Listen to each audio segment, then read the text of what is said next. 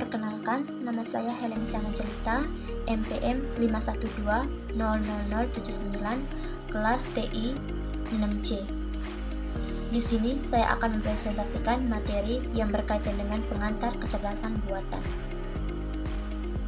Yang pertama, apa itu kecerdasan buatan? Kecerdasan dapat diartikan menjadi 4. Yang pertama, sistem yang bertindak seperti manusia atau acting humanly. Kemudian yang kedua, sistem yang berpikir seperti manusia, thinking humanly. Yang ketiga, sistem yang bertindak secara rasional, acting rationality.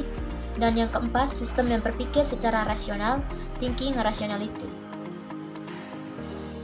Bagaimana definisi kecerdasan buatan itu menurut para ahli? Di sini, pertama oleh Alan Turing, ahli matematika. Jika komputer tidak dapat dibedakan dengan manusia saat berbincang melalui terminal komputer, maka bisa dikatakan bahwa komputer itu cerdas atau mempunyai kecerdasan.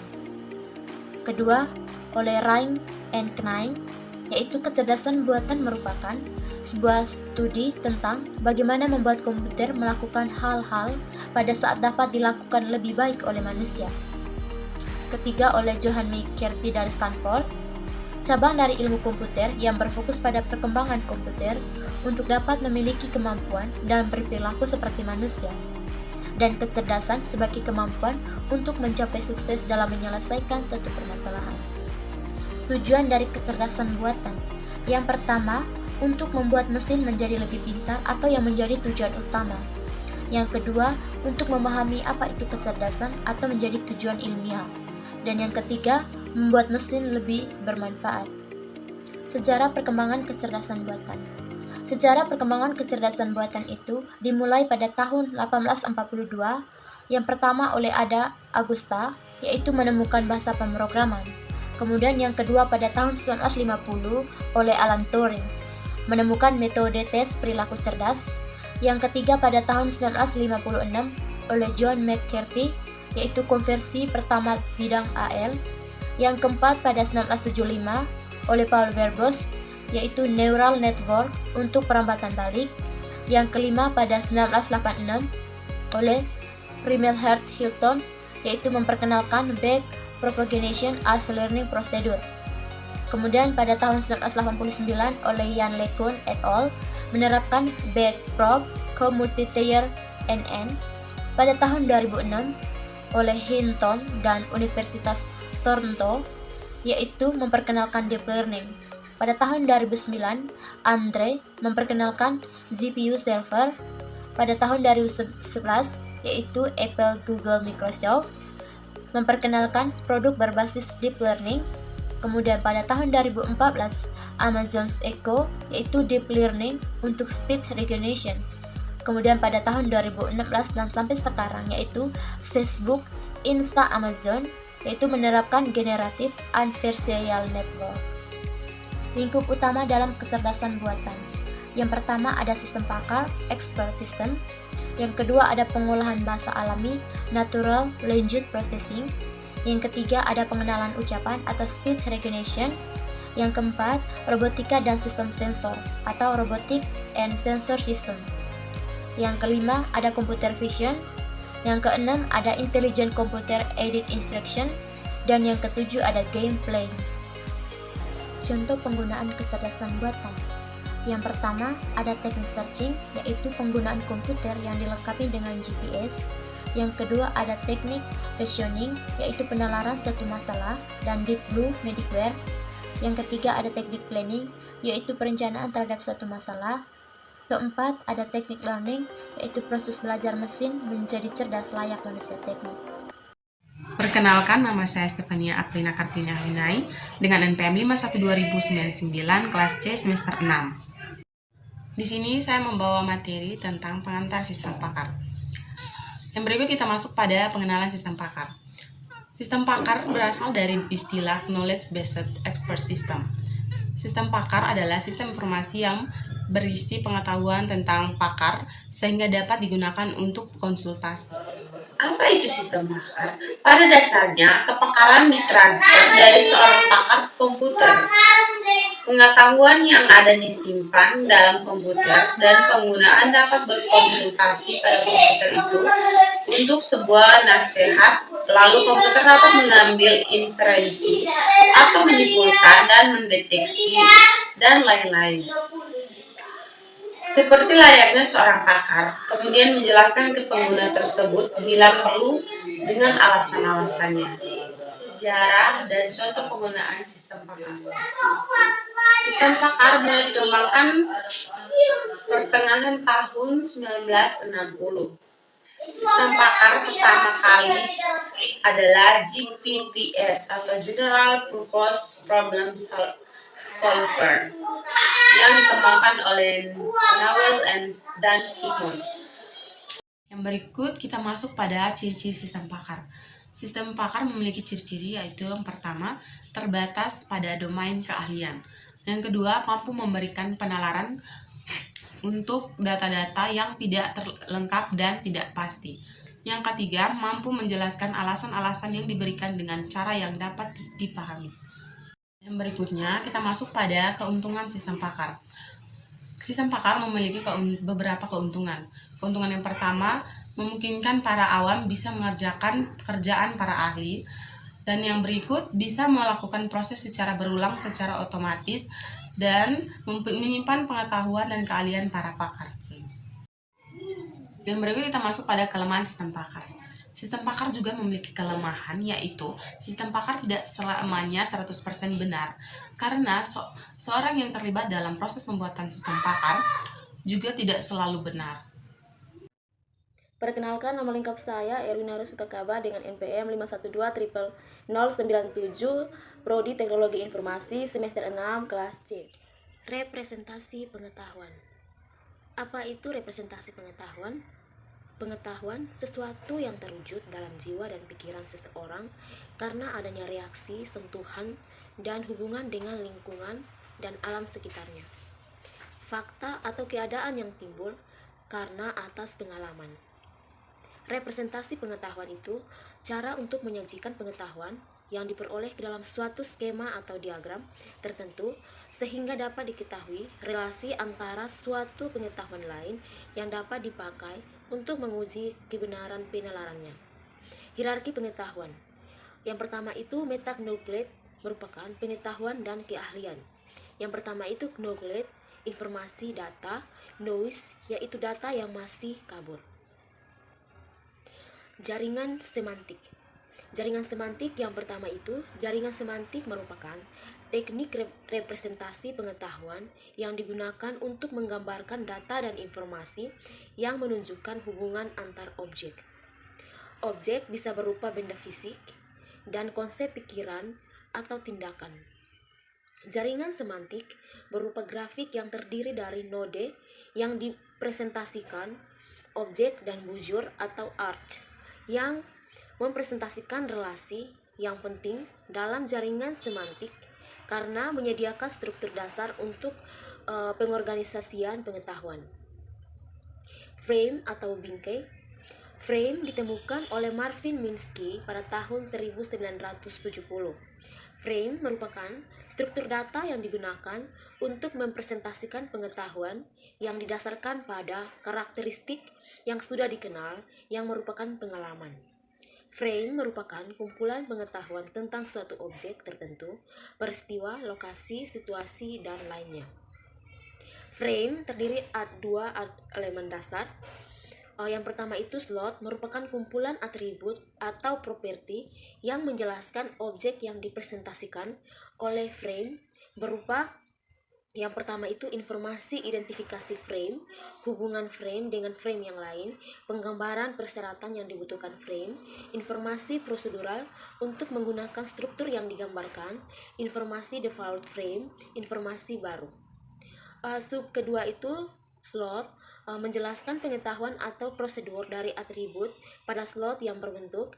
Yang pertama itu value, nilai dari suatu atribut, default, nilai yang digunakan jika slot kosong, range, jenis informasi yang muncul pada slot, if aid, informasi tindakan yang dikerjakan jika nilai slot diisi, if needed, sub ini digunakan Pada kasus di mana tidak ada value pada slot, other slot dapat berisi frame, rule, jaringan semantik, atau tipe lain dari informasi. Script atau naskah. Yang pertama itu konsep script dikembangkan oleh Scan dan Evelyn dari Universitas Yale. Script merupakan skema representasi pengetahuan yang menggambarkan urutan-urutan kejadian atau sequence of event. Script menyerupai frame dengan penambahan informasi termasuk tentang harapan rentetan kejadian dan tujuan serta perencanaan yang melibatkan para aktornya. Script menggambarkan urutan peristiwa, sedangkan frame menggambarkan objek. Script memiliki beberapa elemen, yaitu yang pertama itu prop, mengacu pada objek yang digunakan dalam peristiwa yang terjadi. Rule, mengacu pada orang-orang yang terlibat dalam skrip. Track, mengacu pada variabel yang mungkin terjadi dalam skrip tertentu. Kondisi masukan menggambarkan situasi sebelum terjadi. Scan menggambarkan urutan peristiwa aktual yang terjadi. Hasil kondisi akhir yang terjadi setelah urutan peristiwa dalam skrip terjadi. Logika dan himpunan. Logika dikembangkan oleh filosofi Yunani Aristoteles pada abad ke-4 sebelum Masehi. Logika didasarkan pada silogisme. Silogisme memiliki 2 premis dan 1 konklusi yang disimpulkan dari premis. Dalam silogisme, premis merupakan fakta dari kesimpulan yang harus diikuti.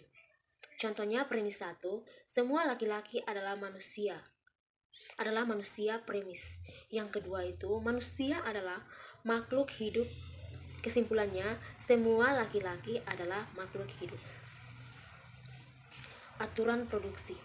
Aturan produksi yang pertama itu, aturan produksi ditulis dalam bentuk jika, maka, atau if then. Aturan produksi adalah salah satu representasi pengetahuan yang menghubungkan premis dengan konklusi yang melibatkan struktur atau produksi. If, premis, then konklusi. Konsep sistem produksi diperkenalkan oleh Post pada tahun 1943. 3 elemen utama dari sistem produksi. Database global merupakan data utama dari sistem produksi. Database mempunyai jangkauan dari sebuah daftar sederhana atau matriks kecil sehingga kekompleksan relasi dan struktur indeks. Kaidah produksi mempunyai bagian kondisi if dan aksi then. Jika sisi kiri dinamakan kondisi atau premis yang dipenuhi database, maka kaidah-kaidah dapat diterapkan dan subjek menjadi pemicu bagi sistem kontrol.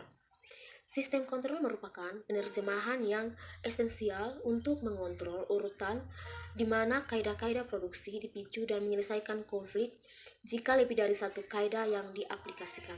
Perkenalkan, nama lengkap saya Bruno Franciscus Seran, biasa disapa Bruno, NPM 51180121, Program Studi Teknologi Informasi. Saya akan mempresentasikan hasil diskusi kami kelompok 5, yaitu bagian saya tentang metode inferensi. Saya akan mempresentasikan mulai dari pengenalan metode inferensi. Inferensi merupakan suatu proses untuk menghasilkan informasi dari fakta yang diketahui. Inferensi adalah konklusi logis atau implikasi yang berdasarkan informasi yang tersedia. Dalam sistem pakar, proses inferensi dilakukan dalam suatu modul. Ketika representasi pengetahuan pada bagian knowledge base telah dianggap atau paling tidak telah berada pada level yang cukup akurat, maka representasi pengetahuan tersebut telah siap digunakan. Yang berikut yaitu tipe-tipe inferensi, yaitu yang pertama ada deduction, yaitu penarikan kesimpulan dari keadaan yang umum atau penemuan yang khusus dari yang umum. Metode dedukasi akan membuktikan suatu kebenaran yang baru berasal dari kebenaran-kebenaran yang sudah ada dan diketahui sebelumnya atau berkesinambungan. Cirinya adalah jika sebuah pertanyaan yang dianggap mewakili sebuah kebenaran atau setidaknya suatu yang dianggap benar yang memiliki implikasi-implikasi tertentu yang dapat diturunkan menjadi sebuah atau beberapa buah pertanyaan yang lebih spesifik atau khusus. Pemberian alasan dalam logika di mana kesimpulan harus mengikuti premis. Yang kedua ada induction, salah satu bentuk inferensi dari khusus ke umum. Yang ketiga, intuition, yaitu tipe inferensi yang terjadi tanpa dilandasi oleh teori. Kesimpulan muncul karena pola yang ada secara tidak disadari. Yang keempat, yaitu heuristik. Heuristik adalah kesimpulan yang diambil berdasarkan pengalaman. Yang kelima, yaitu generate dan test, yaitu kesimpulan yang ditentukan dengan trial dan error. Solusi dibuat kemudian diuji untuk melihat apakah solusi yang diajukan kemudian memenuhi sebuah persyaratan. Jika solusi memenuhi, maka berhenti lain membuat solusi yang baru, kemudian tes dan sebagainya. Yang keenam, application. Application yaitu dari kesimpulan yang benar ke premis. Metodenya mirip dengan modus ponens. Yang ketujuh yaitu default. Default adalah atau diasumsikan sebagai pengetahuan umum atau default. Yang kedelapan yaitu autoepistemik, yaitu logika epistemik adalah logika formal untuk representasi dan reasoning pengetahuan tentang pengetahuan. Saat logika proposisi hanya dapat mengekspresikan fakta, autoepistemik dapat mengekspresikan pengetahuan dan bocoran pengetahuan tentang fakta. Yang berikut non-monotonik, yaitu ada beberapa bagian. Yang pertama, pengetahuan yang sebelumnya mungkin tidak benar jika bukti baru didapatkan. Adanya tambahan aksioma baru pada sistem logika berarti akan banyak teorema yang dapat dibuktikan. Yang kedua, peningkatan teorema yang dengan peningkatan aksioma dikenal dengan sistem monotonik. Yang ketiga, yaitu suatu masalah yang dapat terjadi jika diperkenalkan aksioma parsial atau komplit baru yang kontradiksi dengan aksioma sebelumnya. Yang keempat, yaitu pada sistem monotonik tidak perlu adanya peningkatan teorema yang sejalan dengan peningkatan aksioma. Yang berikut analogi, yaitu ada 3 bagian. Yang pertama, kesimpulan yang berdasarkan pada persamaan untuk situasi yang lain, mencoba dan menghubungkan situasi lama sebagai penuntut situasi baru. Contoh, diagnosis medikal atau gejala penyakit yang diderita oleh seorang pasien ternyata sama dengan gejala yang dialami pasien lain.